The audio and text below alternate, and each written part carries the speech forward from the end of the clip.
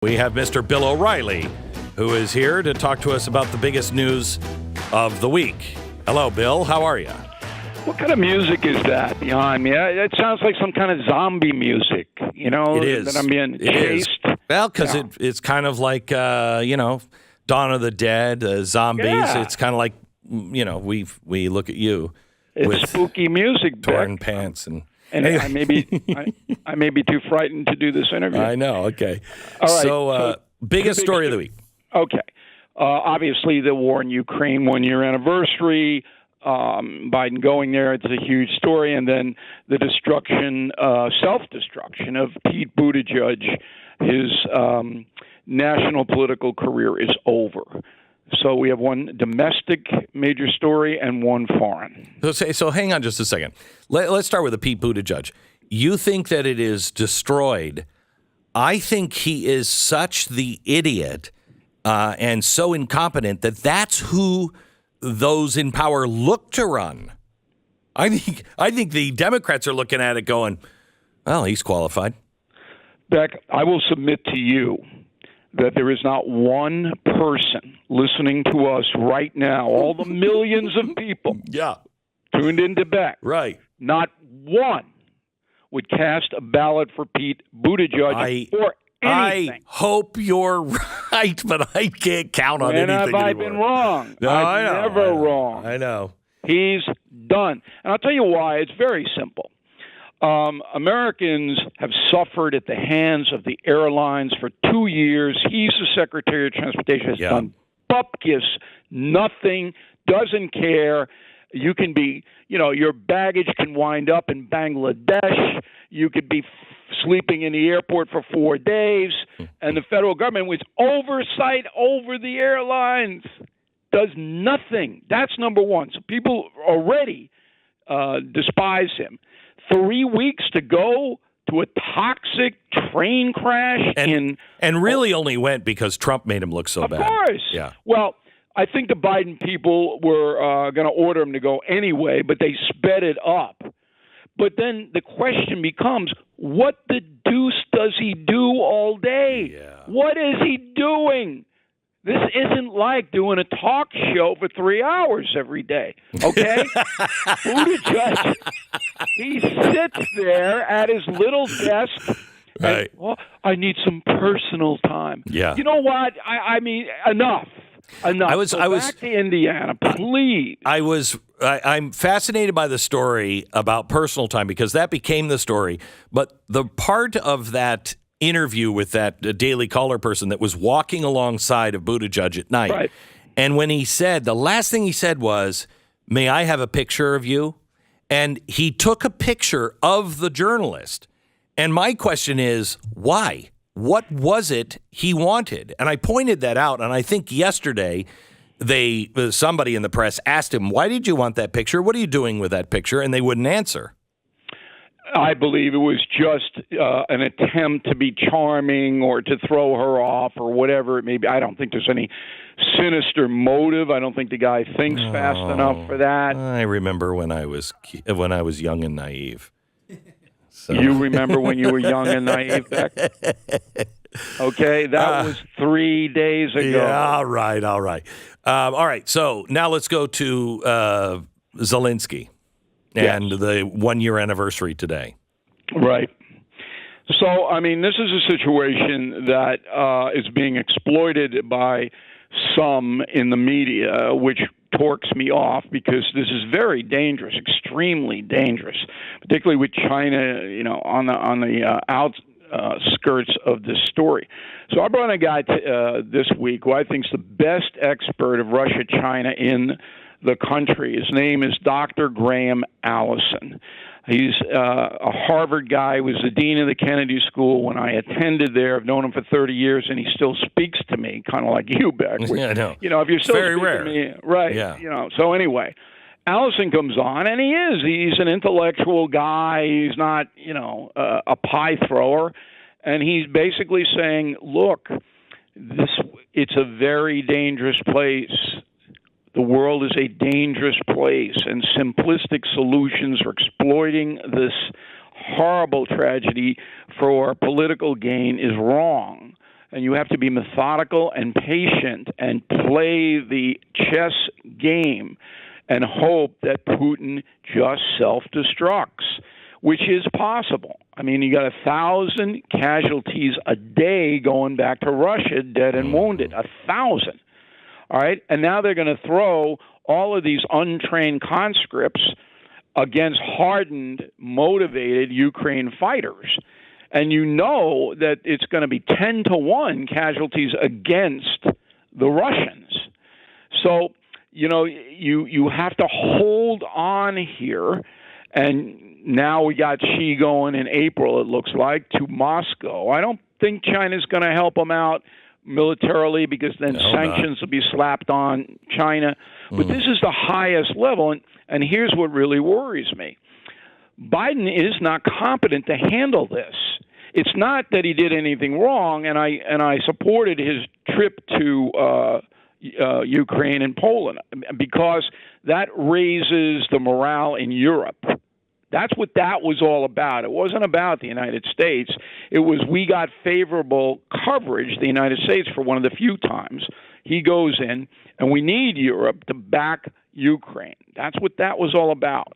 Okay, but in the larger picture, I mean, Joe Biden, he has no capacity to understand the subtleties of this danger emanating from Russia and China.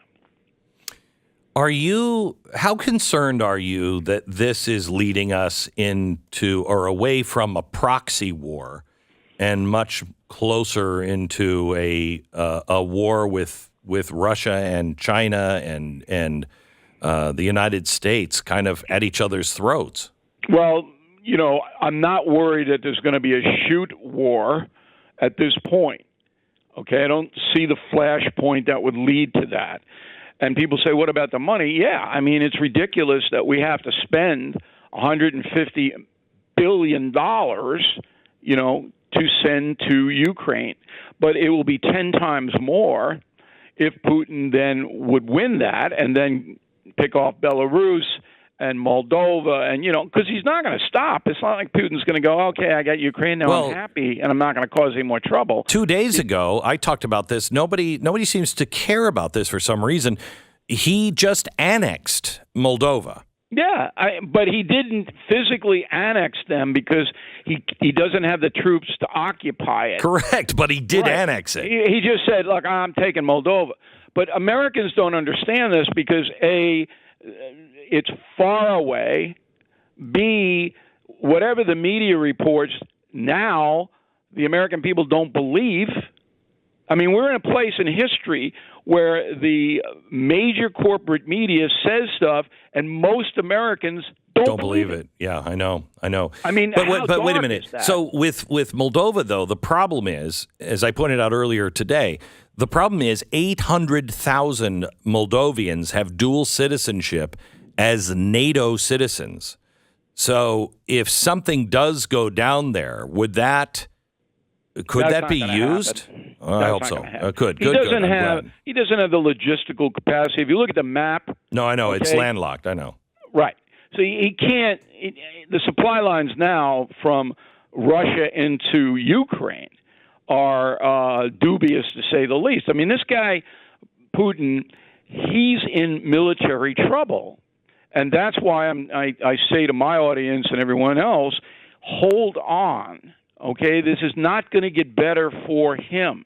It's going to deteriorate. And the only people that could save him would be the Chinese. If the Chinese come in and say, yeah, we're going to give you all the ammunition and arms you want, that would be a game breaker then.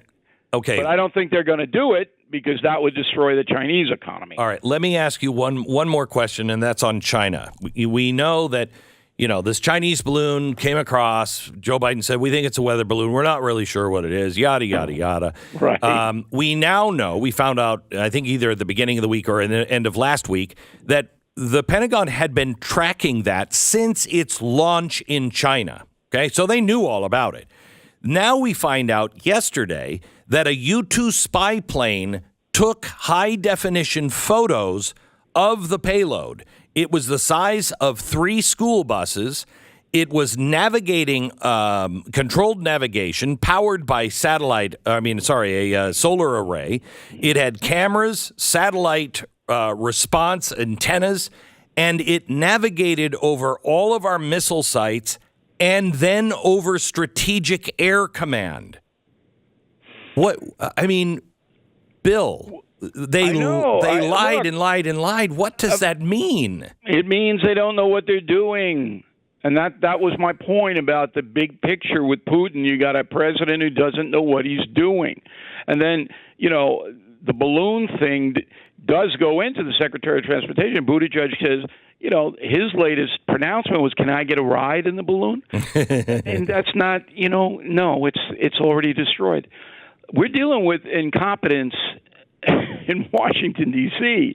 at a frightening level. I think it is run by imbeciles. It is run by incompetence, but there is strategy somewhere.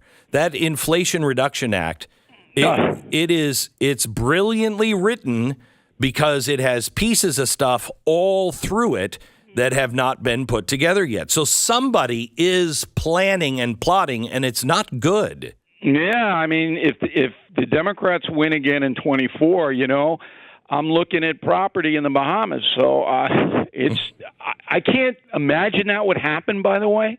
I just can't imagine that the American people would be foolish enough to cast a vote for any Democrat. Lori Lightfoot's going to get booted on Tuesday. All right.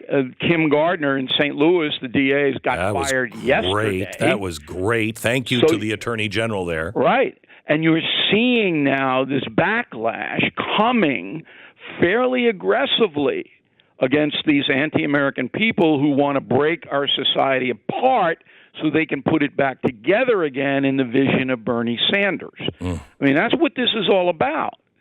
And so Americans have got to kind of wise up, but the problem is they can't put on the television set and get any information. Yeah.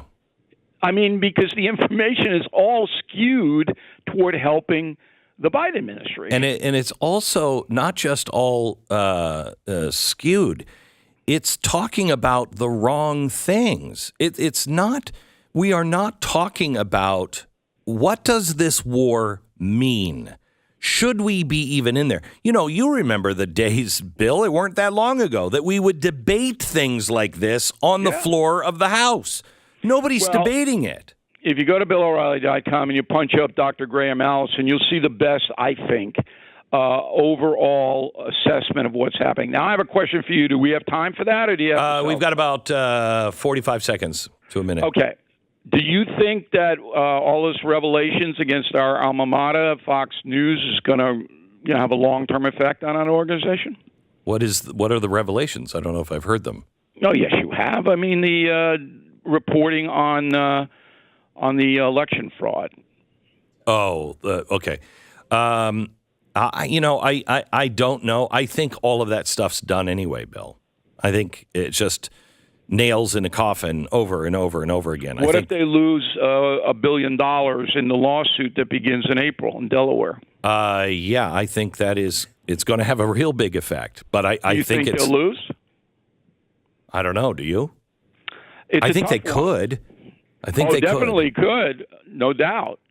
And I think they may settle because, the principals in out of corporation, they don't want to be going to Delaware sitting in there having to testify. I know. Let's talk about that next week, can we? Okay. Let's remind me of that. Thanks so much, Bill. Talk to you. Bye. If you enjoyed this video, hit like and subscribe to our channel so you'll be sure to see similar videos from Blaze TV with the added bonus of signaling YouTube that your voice and opinion still matters. And if you're looking for more great conservative content, check out one of the 2 videos suggested here.